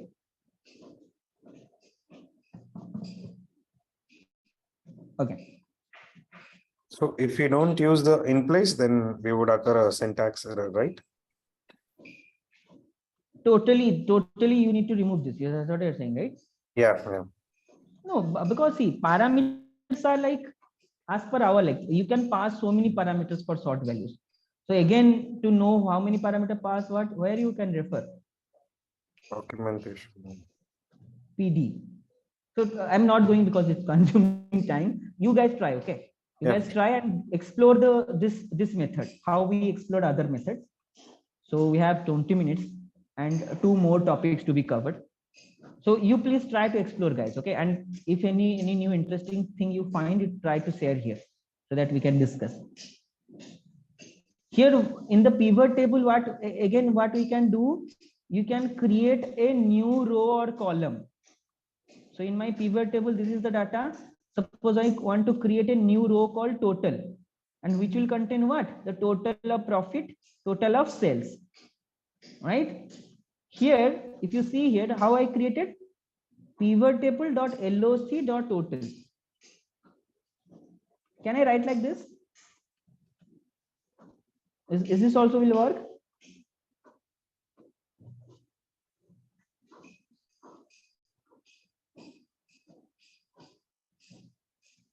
Can you see what happened? A column got created as total with nan value. And why it is so, I'll tell you. Let's understand with LOC. So LOC means you are, so actually so many things got created. We changed the original part here.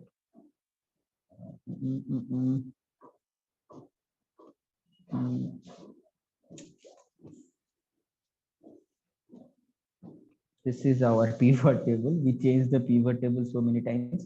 So here what this means, create a total row which will contain what? The total profit and total sales by calling what? Pivot table dot sum function. Now if I want to make this as a row, if I want to make this in a row, then here in the sum function you have to mention the axis where you want to create the total. So here what happened? As a row it got created which contains the total sales and profit. I think this one is more, meaningful to me rather than this one. So this means what? You created another column, but here this is the summation. Profit plus sales as total. And you created in the what? In the axis 1 direction. Here this total means what? Total profit of product A plus B plus C. Here this is the total profit plus total sales of product A. So this is how you can manipulate with the pivot table that you are going to create it. You can create additional rows Like and if columns. we give axis equal to 0, then the sum will be created in the last, right? Right. So the how you are going to call this? This is the total of profit of product A plus B plus C. This is the total of profit plus sales of product A. And if you don't give axis equal to, so if you want to perform this axis equal to 0, then you need not to give anything because this is by default axis equal to 0. Yeah, can you run that for me once?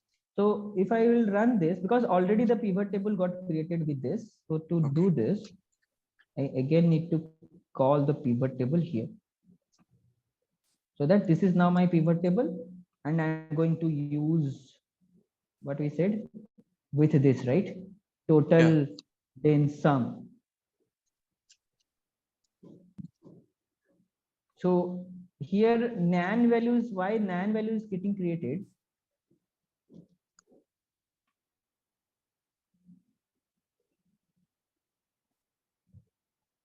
Okay. Guys, can you see something is happening here? It was creating Here, a nan if value. if you are using LOC, it is creating the total at last.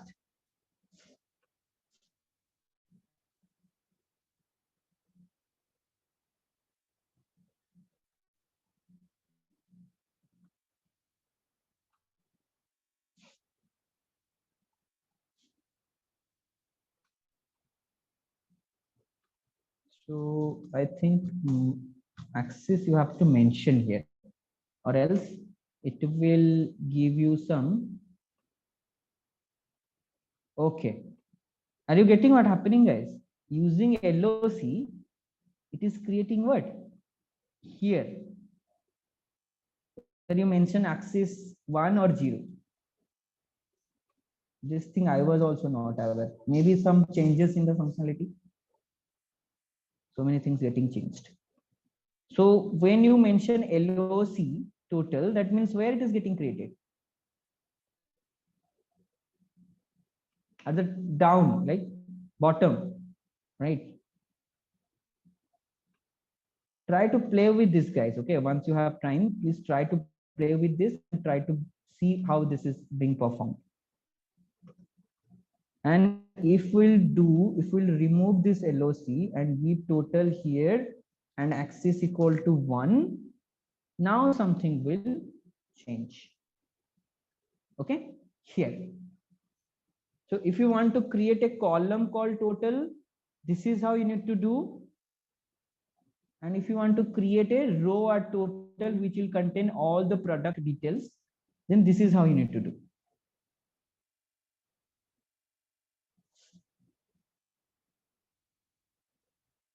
Okay.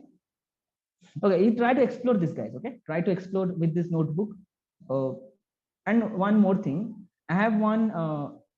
So I could have done this here, but I think we have some time constraints here. So please go to this practice data pivot table. Text file is there, right? So in your G drive, you will find this file where this is a practice just to make you, because this region product sales we already saw. Let's see something with some else data, right? So this is the item and the data. You create it and try to solve these questions. What is the total quantity of each item? What is the average price of each item? What is the total quantity of each color? Okay, then you'll have a better understanding, because this example is all about sales, region, profit, loss, right? So let's try with some another example. Do it. In case Okay, of so any with query, that, we have to create a data frame and then we have to Huh. perform the steps. Correct. So create a data frame out of this, then create a pivot table which will answer this question. Totally. Okay. Okay, try it. I could have done like I thought to do it here, but I think time is not there to do, because we have one more last topic for the pandas session. This is called date and time functionality. Now this is very important actually if you are going for time series analysis or your data contains. Sorry. Okay, this one. The task. Yes. Yeah. So go to G drive for this batch. And for 12th June folder, you will find this practice data pivot table.txt. Okay. And this is nothing but what we just learned. To create this data frame, after creating the data frame, you answer these questions in terms of pivot table. Create pivot table to answer these questions. What is the total quantity of each item? So once you create this data frame, once you visualize this, you'll able to know what type of data. So this data contains what? How many columns? Apple, color, quantity, price, 4. 4 columns. Item, color, quantity, price. Right. So 4 columns, and try to answer these questions in terms of pivot table so that it will be a familiar thing for you. Okay. Now let's quickly move to the date and time functionality, guys. This is the last thing. Okay, please bear with me. When we have all your dates, all your data is containing dates and time. I think most of us does that, right? Lots of real life scenario where we have this is the time this happened, or this is the data, or if you're banking transaction details, this date, this time customer withdraw this amount, like this. So when you are going to deal with time series data, there it is not feasible to type the date and time, or if you want to create some intervals of date and time manually, but you can do or achieve this using date and time functionality of data frames. Now this is the official website, documentation website, pandas.daterange. Okay, this is pandas dot date range. Now again, if you go to this documentation, you will get a clear understanding how this. So date range means this is what it does. Return a fixed frequency date time index. What does that mean? We'll see with example. Okay, first parameter, it will take the start date and time, and these are optional, guys. These are optional. You need not to provide the first and end, start and end also. But if you want any specific, suppose I want to create for the June month, I want to create how many 4 dates with 5 days of interval. How to create that? Starting from 1st June to 30th June. I want start is my 1st June, end is my 30th June. Periods, number of periods to generate. How many? Suppose I told you three number of times I want to generate, and frequency means the interval between this time. Suppose in 5 days interval you want to create 4 time periods in June month. Okay, and here if you see the frequency, how we need to mention the frequency? D, if you mention frequency, then D, that means day. If you mention frequency 5H, that means hour, 5 hour. Now here is the list of frequencies that you are going to use. If you click on this link, this is the alias name or the nickname. B means business days, C means custom business days. Okay, like this you have a whole list of frequency that you can pass. H means what? Hourly frequency.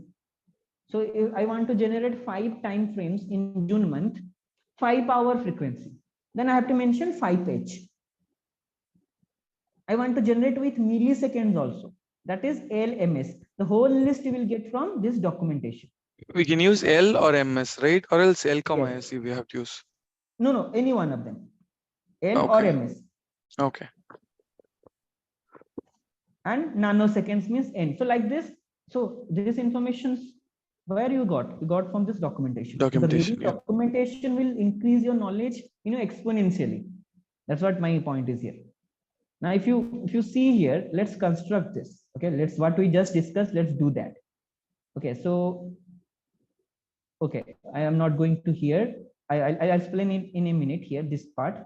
Can you see what happened? I used this pd.date range, the documentation we are seeing, right? And this is my start date. That means 31st December 2022.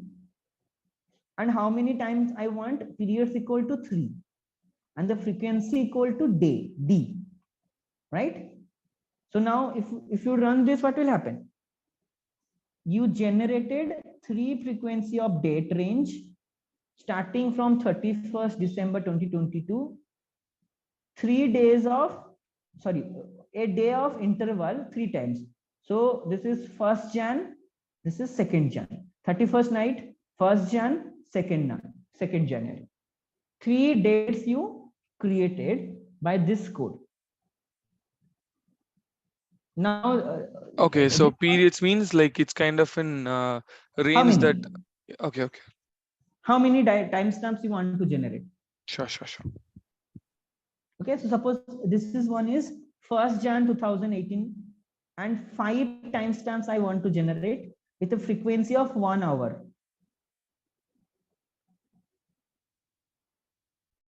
Okay, now if I'll print this IDX,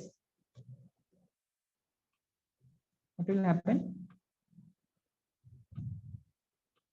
Can you see? 5 times I generated starting from 1st Jan 2028, hourly basis. Now you can see here the hour information came. Yes. This is 12 midnight, then 1 o'clock, 2 o'clock, 3 o'clock, 4 o'clock. Okay, now why we're doing this? So that once you created this, we can utilize this in our data frame, in our data set. Now suppose this pivot table, what we just discussed here, addition to this, I want to know at which date and time this happened. So why I want something in my left hand side, right? The time and date and time thing. Now, if we'll make that as index, then it will be more, easier to understand that with this, in this date, at this time, product A has this much of total profit and this much of total sales. Making more sense, and you are a bit particular about the transaction. Now, how to do that?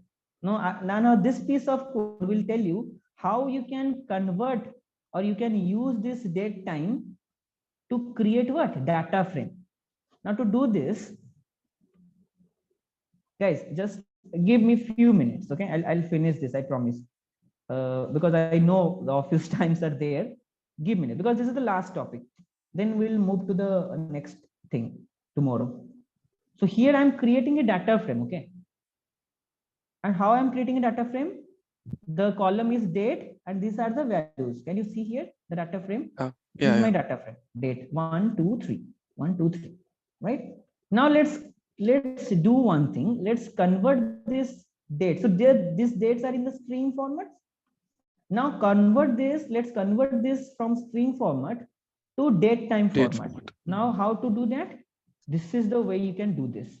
So DF you created.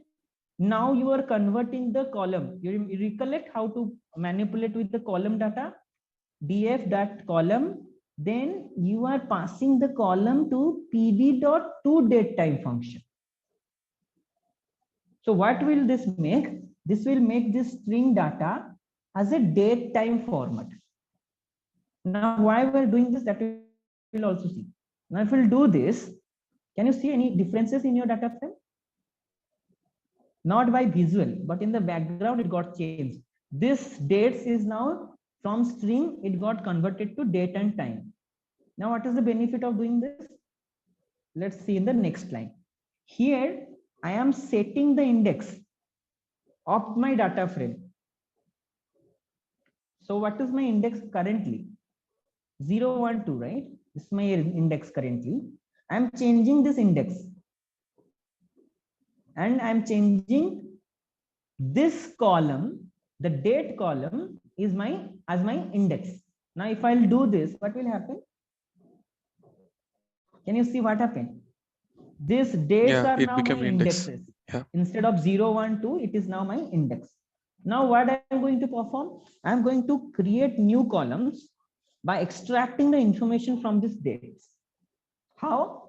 Suppose I am going to create a column called year, and I will extract the year information from this index and store the values. And how to do that? Call data frame, then after calling the data frame, call the index. Then from the index you can call the year information. And this is possible because of what? Because you change the format to date time. That's why there is a year attribute you can call. So if we'll do this, what will happen? A year got created by taking the years into account. Now similarly you can create months also by creating months column. What you need to do? df.index.month. Okay, and this is also day of week. So year, month, day of week, everything you can extract from your index. And you can see here 3 columns I created. Here 0 means Monday, okay, 1 means Tuesday, like that. So day of the week also you can extract. That means 3rd of January 2022 was a Monday. So like this, using this date time functionality, you can extract the useful information as per your requirement. Like if you need the year or month. So again, I'm going to repeat that. Yeah, anyone saying anything? One question I have, sir. So, like, if we don't use it as an index, if we don't convert this date as an index, can we extract the parameters like what you said, like day of the month, day of that particular date, That is year? a very good question here. Very good question. But the thing is, so this is our date and I converted this, right? Okay. Let's try to extract without doing it as an index, right? Yes, sir. Okay. Now, this is my DF.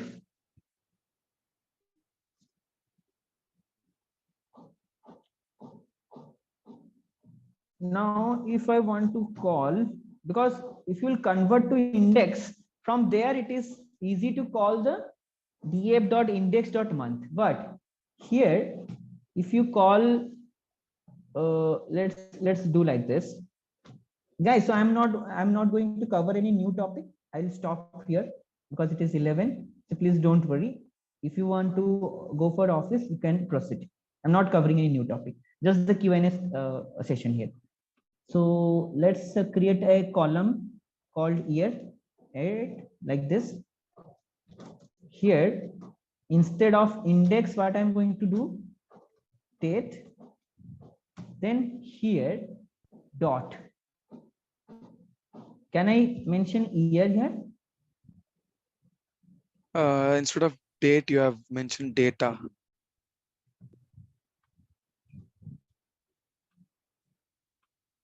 This is going to work. We can't do any kind of actions on the string, right? So what does that mean? It means if you want to extract the details from the date, you can make this index, because once it is index, then this year attribute can be called. Or else what will happen? Or else this is a string. And if you see the error here, series object. Series object means what? One dimensional object has no attribute called year. So by making the index, a attribute year is created, or it is there. Yeah, okay. Okay. So this part is date function. I think I have something else also. Guys, this one I just wanted to show you. This is a task actually, but I have solved this for you. How do I calculate the elapsed time between two date times column in a data frame? So suppose this is my data frame.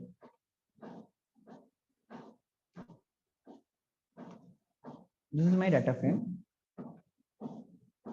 I want to create a column called total time consumed between this start date and end date. Please try to think. Okay. And this is already I have provided the answer. So if you see here, what you need to do, you need to convert this string date to what? To date time. Yeah, date time format. So first you convert that. Now once you convert that, then you can. And Ashish, sorry to interrupt. Like we have converted start date, end date. Like wouldn't be able to convert the whole data frame, like we were converting it column wise, right? So is that possible for converting the whole data frame into like at once, like instead of mentioning df start date, end date, like do we able to do like df start date comma end date and then doing all this at the same time? To be honest, I didn't get your question. So you mean to say this start date, end date column would not be there?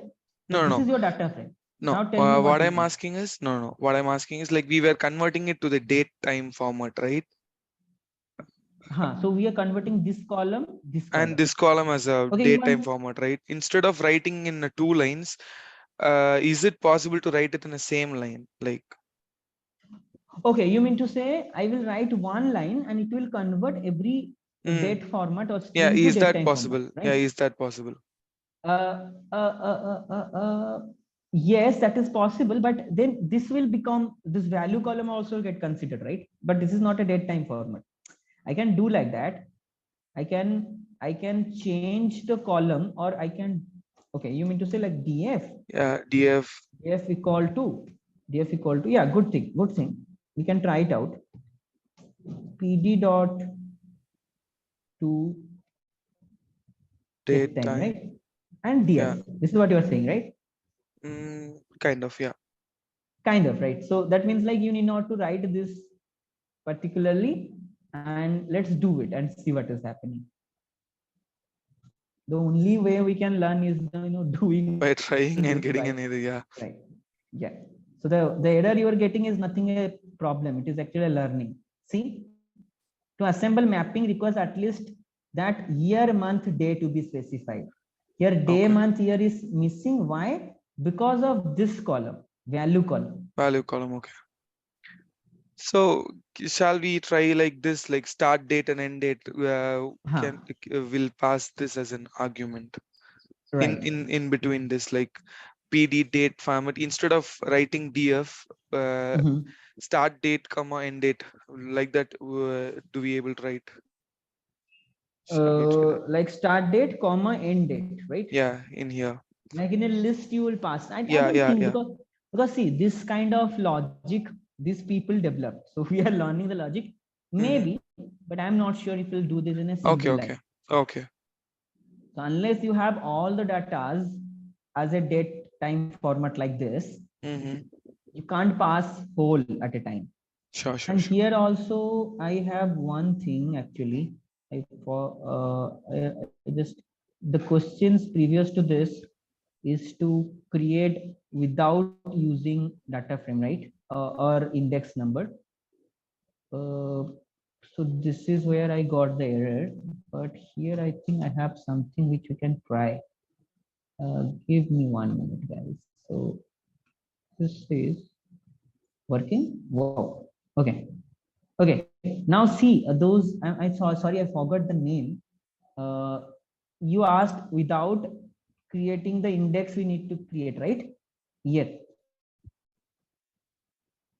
Oh, I'm not sure whether C left or not, but you can see without, you can call an attribute called DT of this data frame. So if you don't want to make this as an index, you call this as a DT, and from the DT you can, so this DT means what? Date time, and from there you can extract the year like this without setting this to index. Okay, this is also you can do.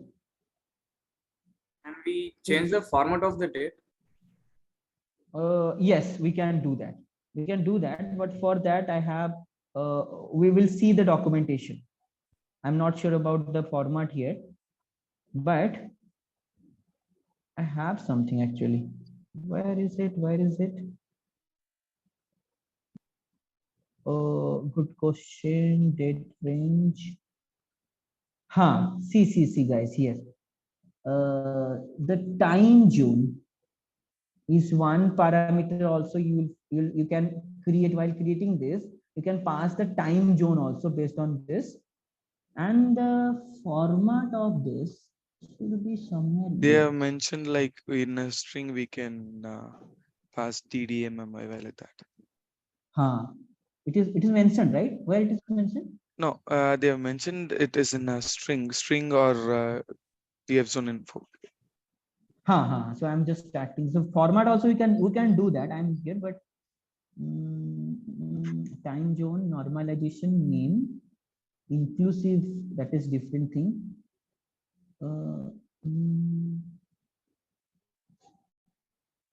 The example, anyone? See. You can change while creating the data frame, right? This format, what you want. Either in this format. So when we created the data frame,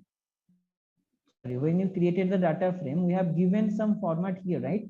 So better to change the format as per our requirement here itself, isn't it?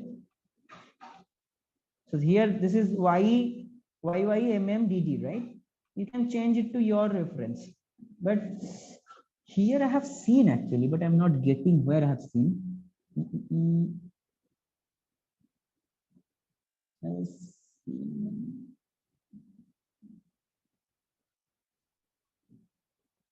So all format are year, month, and DD, right?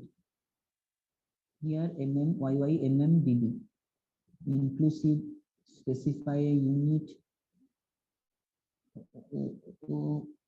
Okay. Okay, I'll do one thing. What I'll do, PD date range. Guys, any other questions meanwhile while I'm exploring this? PD date format. Let's see what we're getting. Not able to recollect where have I seen this. Like if we Google how to change the date and time format in data frame, it shows like percentage of DM like that we can change like that. It shows in Stack Overflow and all those. Correct. Yeah. Pandas date range from this to date format. Yeah. Stack Overflow also a good platform. I have learned so many things from Stack Overflow because all the learning I had done on my own by seeing the videos only. So this were like lifesaver at that time for us. And now, of course, the ChatGPT is here. Yeah, ChatGPT, Bard. Bard is here, so lots of opportunities. So what it is doing for me, the current answer certain because internally stored the timestamp with hours, minutes, and seconds. So this is something else actually. This is not the format that we are talking about. That also we need to be careful. Okay, we'll see that how to create list of date string. So as of now, what I can think of, initially while creating, you change the format as per your requirement, and there it will. Okay, so date range and date time, guys, we are looking at a wrong place actually. We have to see this method.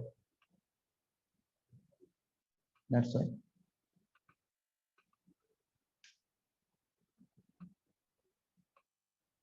This Zoom meeting also is problem. PD to date time. So I think in this documentation I have seen. I was looking in a wrong place. Like it shows. Let me send in screenshot to you, Ashish. I think I found it. See guys. Here day first, year first. Okay, so this we are looking at a different method. This is in the to date time method. Okay, what you want first, you can also pass this. If you want a day first, by default this is false. So that means by default what? Okay. Year first. Okay. Okay. If you want to change also day first, if you want the year first as first, then you need to use this parameter. Whether you want a day, so these two things are there, either day first or year first, and you can change this value to true and false. Here I was saying, if we change day first equal to true, then the day will be first, and then the year will be lost. And one more here, guys. See, format parameter is here. This is where I that's why I saw this. So this is the method, right? We are converting to date time, right? This is the screenshot that I have also sent. Yes, yeah. So the format you can see here, you can change the format also. Okay, so yes, this is possible. Okay, any other questions? Or so by this, those who are in the call, I just try to summarize. Let's see whether we completed all that what we need. Already we are one session behind, guys. Okay, but as long as we all are happy, I don't think this is a problem. Yeah. And also, Ashish, I just want to, have an idea about, like, I think there is an assessments there, but still I haven't, taken a single one. That is bad, I know, but I just want to know, have a rough look about that assessment. Like, is it will be an MCQ or else I have to do some programmings? How it will be the assessments? To be honest with you, I have not encountered this. I always ask people to share the assessment with me so that I'll know how this is, because this is made by technical team inside Google. Okay. There's a whole lot dedicated team over there. Because I haven't taken anything, so if I don't know, like if I have any idea about like how the things will be, how the assessment will be, so that I can be No. Actually, I would like to suggest you please go for the assessment, because through assessment you will learn, like whatever you are learning here, this is the 10%. Through assessment you are going to learn another 30-40%. Okay. And when I started also, when I took this course, Okay. this was like mandatory assignment. Unless you complete the assignment, you are not going to get the certificate. That also, and that also too complex. I am not going to talk about that. But yeah, that made me actually, go through different documents, explore this, explore that, why I'm getting this error. So assessment, see, this is called applied learning. And for working professional like us, applied learning actually very beneficial because we don't have any extra time to go and do these things. Sure. So assessment, please complete the assessment. That is really important. And here what we covered actually, the date time, merging data frames, loading, indexing. Now I think you have a clear understanding, right, guys? So group by operation, pivot table, date time functionality, manipulating with the data frame. Yeah, we covered everything. So tomorrow, databases, guys, databases starts module 5, module 6, module 7. Module 7 is all about databases. Okay, so we were going to study about SQL here. Yes, not fully, but yeah, Okay. not SQL only. Sequence relational databases like SQL, MySQL, also non-relational database like MongoDB. Okay, so what is the difference between these two actually? Like MongoDB is also a database and SQL is like I know about SQL but I have studied in college, so at that time itself had No, that is fine. That is fine. We'll start from the scratch. So the thing is, if you are going for a DS role, you have to have knowledge about databases as well. Sure. So what is the difference? That's what is this session is all about. Okay, so if we study this one course, I really don't know, like if I'm going through Google, they say you can go as a data analyst, data engineer, data architect, you can go as a developer, you can go as a business analyst. Where this business analyst thing comes, then if we go and look into it, like, okay, you know about all this, you need to go through the Tableau and Power BI, then you will be a business analyst. Like how many roles I can become? Like I can be a doctor, I can be engineer, I can be like that, like anything. The data scientist actually, the data scientist role is, as I told this before also, this is a string connecting all these positions or roles. Okay. So you can switch to any role anywhere. So that is Get also it. one advantages. Also, Get it. like hectic task also to learn all these things.